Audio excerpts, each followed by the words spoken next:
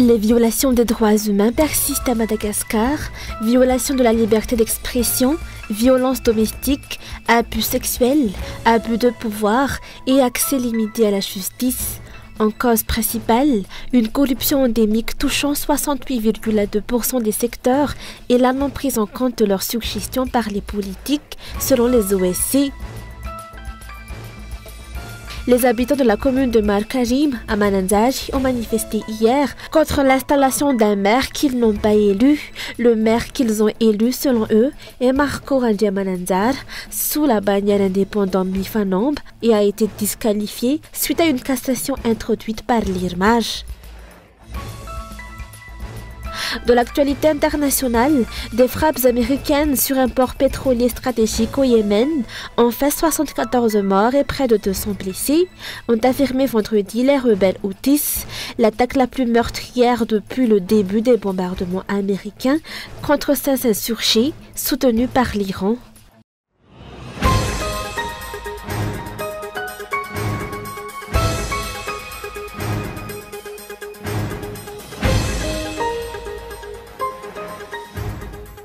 Les violations des droits de l'homme persistent sous plusieurs formes à Madagascar, selon une enquête des organisations de la société civile. 43,3% concernent la liberté d'expression, 42,2% sont des cas de violence domestique et d'abus sexuels, 39,1% relèvent d'abus de pouvoir et 36,9% d'un manque d'accès à la justice. L'une des causes majeures des violations des droits humains est la propagation et l'aggravation de la corruption qui touche 68,2% des secteurs du pays, selon les mêmes organisations.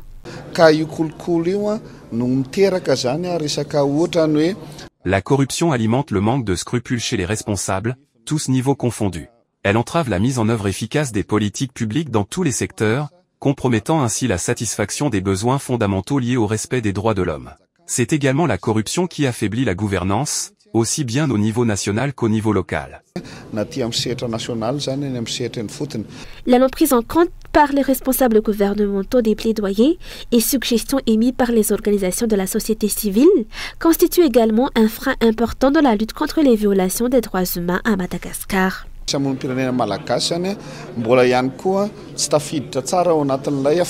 Les organisations de la société civile malgache n'ont pas encore pleinement accès aux espaces d'échange avec les dirigeants pour contribuer à l'amélioration des politiques publiques. C'est pourquoi elles insistent sur la mise en place du Conseil économique, social et culturel, une institution prévue par la Constitution, qui doit permettre aux politiques d'écouter et de prendre en compte les propositions émanant du secteur privé et des OSC. Elles plaident également pour une véritable décentralisation du pouvoir, afin que les ressources et les moyens soient majoritairement gérés à l'échelon local.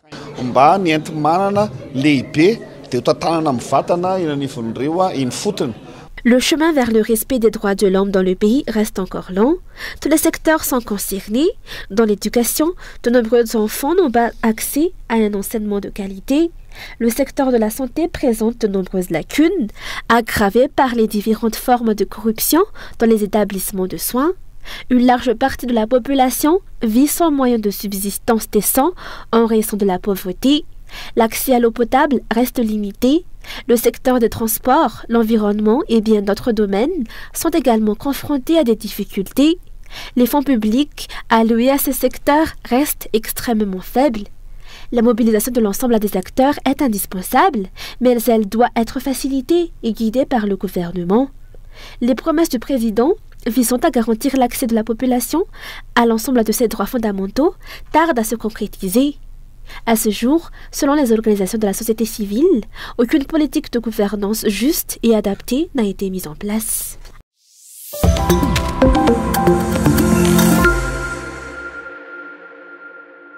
Rendez-nous notre mère. Tel est le cri de ces habitants de la commune de Markarim dans le district de Mananzaj hier 16 avril.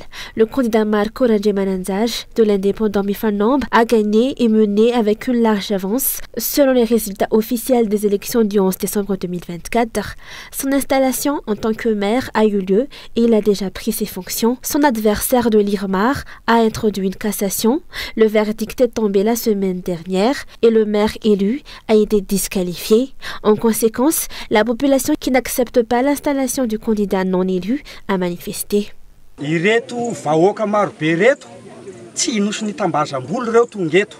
Ces habitants ne sont pas là pour de l'argent, mais par tristesse et indignation face au détournement de leur choix.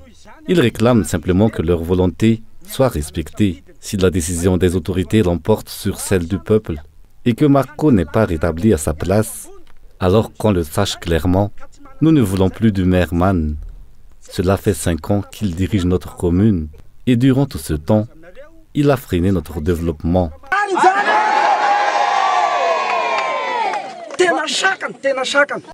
Ce maire n'est pas le seul concerné.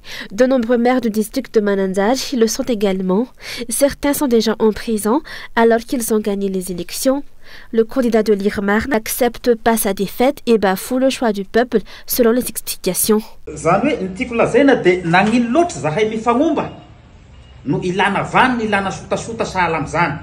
Qu'avons-nous donc fait, nous, Mifanoumba, pour mériter autant de représailles?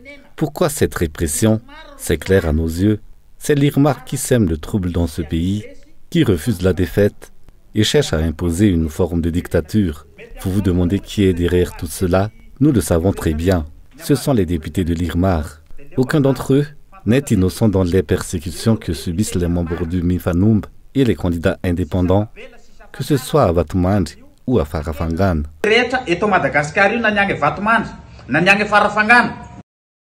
D'après ce député, 5 maires de Mifanoumba ont fait l'objet d'une cassation par des candidats Irmar. On attend encore le verdict pour les 4 autres. Le député de Mananzaj en appelle à la sagesse des juges qui seront responsables de ce qui pourrait arriver après un jugement injuste. Il en a déjà parlé au vice-président du Sénat chargé des provinces du Sud, Nicolas Labé Mananzar, selon ses dires. Ce sénateur avait d'ailleurs assisté à la cérémonie d'investiture du maire Marco, indépendant Mifanoumba. La suite de cette affaire est donc attendue face aux plaintes concernant la manipulation du choix populaire.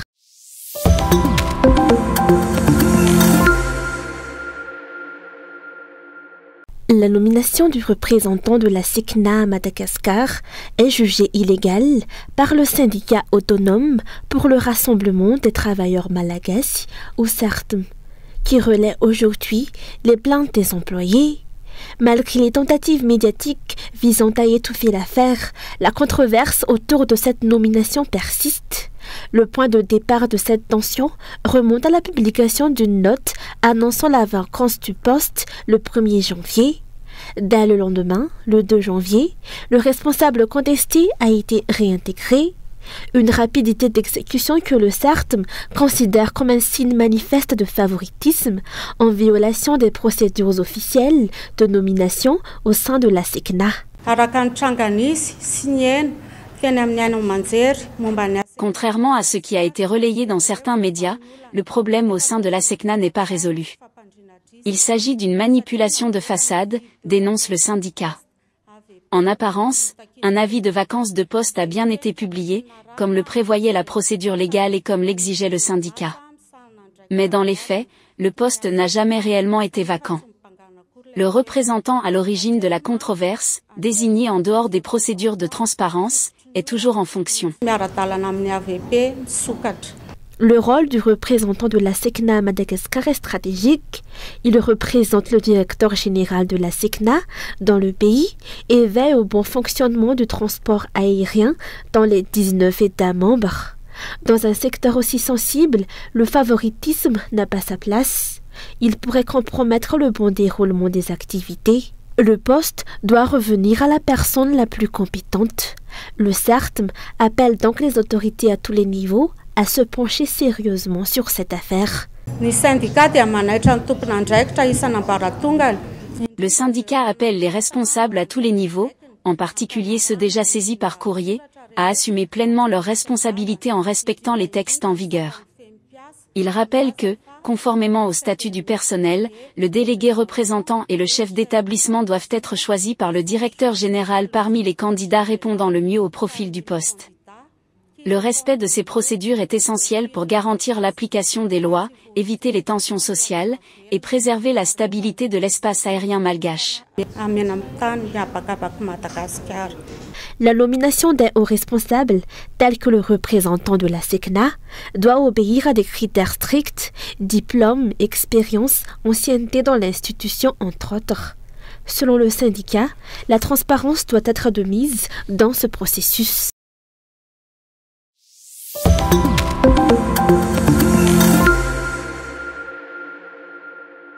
Les agriculteurs d'Union Lanière Mamoukaja 2, qui exploitent 310 hectares de terre, se trouvent aujourd'hui dans une situation de désarroi. Bien qu'ils aient accepté dans le cadre du projet Lac Arrive l'élargissement de la route de 20 mètres de chaque côté, ils constatent avec inquiétude que la superficie annoncée comme étant affectée par le projet ne cesse d'augmenter, selon la carte qu'ils détiennent. C'est la 4e fois que la zone concernée par le projet change. Selon plusieurs plaintes reçues, certains profitent des projets autoroutes et lacs qui arrivent pour s'approprier des terres en justifiant leurs actions par des remblayages au nom d'un projet présidentiel. Les habitants demandent des clarifications sur l'étendue réelle de ces projets.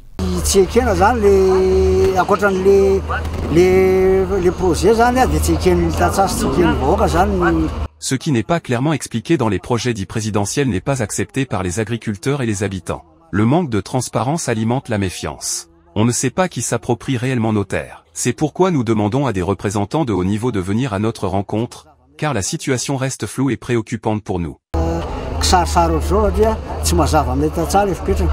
De plus, certaines personnes se présentant comme des représentants de l'État font le tour des Fuktani, collectent des signatures et des cartes d'identité, distribuent de l'argent et font signer des documents qu'elles utiliseront ensuite pour affirmer que les agriculteurs acceptent de vendre ou de quitter leurs terres. Face à cette situation, les autorités compétentes doivent se rendre sur place et apporter des clarifications. Les habitants exigent une consultation réelle et non une décision imposée sans concertation. L'État doit honorer ses engagements et mettre en œuvre les décisions prises lors des ateliers d'amélioration foncière. Les habitants ont bien fait savoir qu'ils ne céderaient pas face à cette appropriation forcée de leurs terres. Il s'agit de réserves vitales pour des milliers de familles qui sont exploitées et aménagées depuis 50 ans.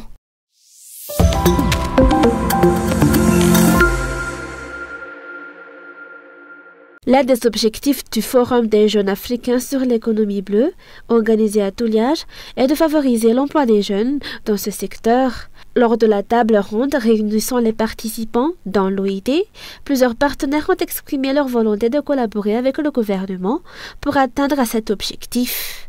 À travers la table ronde que nous venons d'avoir, qui a été à l'initiative de l'OIT, dans le cadre d'un programme global que nous avons pour l'emploi vert pour les jeunes en Afrique. Et dans le cadre de ce projet-là, une des composantes justement, c'est de favoriser ce dialogue multi-acteurs intergénérationnel sur les défis et les enjeux des emplois verts pour les jeunes. Et on l'a focalisé sur le secteur de l'économie bleue dans le cadre de cette table ronde-là. Et je me réjouis des échanges fructueux que nous avons eus, qui nous ont permis un peu d'identifier les principaux défis, parmi lesquels la formation, donc les compétences nécessaires pour pouvoir profiter de ces métiers, nouveaux métiers qu'on peut créer, mais aussi des métiers existants dans le domaine de l'économie bleue. On a aussi cette dimension accès au financement. Et il est heureux de voir que les partenaires qui étaient là, en tout cas aujourd'hui, sont disposés à continuer à appuyer le gouvernement à travers des projets structurants dans le domaine de l'économie bleue pour permettre à ces jeunes-là de pouvoir percer dans ce domaine. Et donc, nous avons convenu de nous donner la main. Le partenariat est essentiel dans ce cadre-là, entre gouvernement, entre acteurs du secteur privé, parce que comme on le sait, c'est le secteur privé qui crée les emplois, ce n'est pas l'État. L'État est là pour mettre en place le cadre habilitant. Face à cela, l'OIT a souligné que le gouvernement devrait savoir comment faire du secteur de l'économie bleue une priorité dans son budget. Par rapport aux défis qui ont été identifiés dans la table ronde, il y a un peu ce partenariat à l'échelle mondiale parce que je viens de parler de financement et comme vous le savez, le contexte international actuellement est marqué par une baisse généralisée de l'aide publique au développement de la part des partenaires. Et ce qui nous amène à l'échelle des pays à réfléchir sur des formes alternatives de financement pour prendre en charge ce gap qui est en train de se creuser de plus en plus au niveau de la finance traditionnelle. Et donc, il est important, ce que nous avons visé à travers cette table ronde-là, de sensibiliser les gouvernements pour qu'au moment de prendre les décisions dans l'arbitrage sur le budget, qu'ils puissent prendre les bonnes décisions en faveur de cette économie bleue et mettre les investissements, en tout cas les ressources nécessaires dont le secteur a besoin pour prospérer. Par conséquent, ce forum est un avantage considérable pour les jeunes participants en termes d'accès à diverses formations dans le secteur de l'économie bleue et autres.